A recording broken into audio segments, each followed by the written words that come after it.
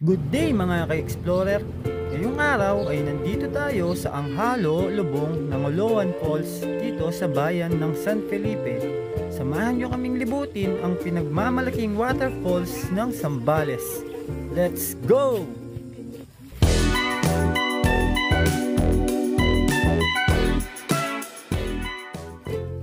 Mula dito sa parking area, pwedeng lakarin ng 15 to 20 minutes hanggang sa entrance ng falls.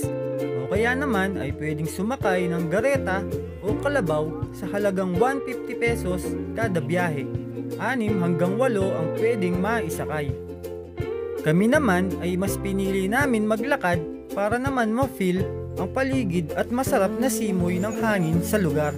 At syempre, para din makatipid.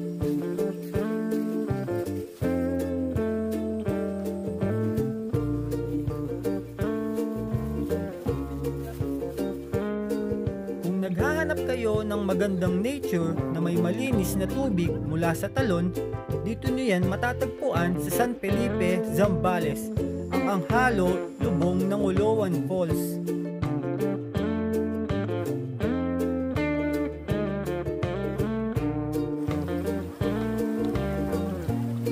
₱50 ang entrance at 300 naman sa cottages. Pwede rin magluto o magdala ng pagkain para dito magsalo-salo kasama ang mga barkada o kaya naman ang mga pamilya.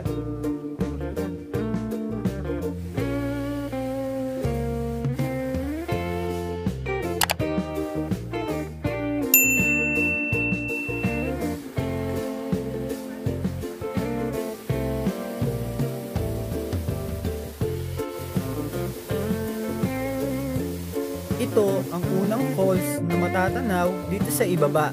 Meron din ito sa itaas. Magte-trek ka lang ng 10 minuto para ito ay marating. Kakaunti lang ang hagdanan papunta sa itaas. Karamihan ay pahirapan ang pag-akyat sa mga malalaking bato. Kaya huwag kalimutang magdala ng tsinelas dahil mabato sa bahaging ito.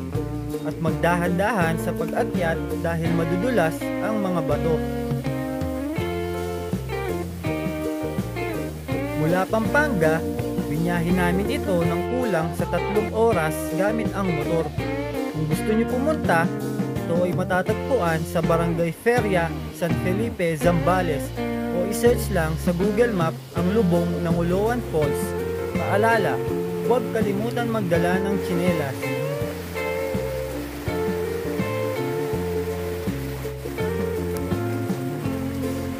Ang Anghalo, Lubong ng Oloan Falls ay nakatagong hiyas sa Zambales. Sulit bisitahin ang kahalagahan nito.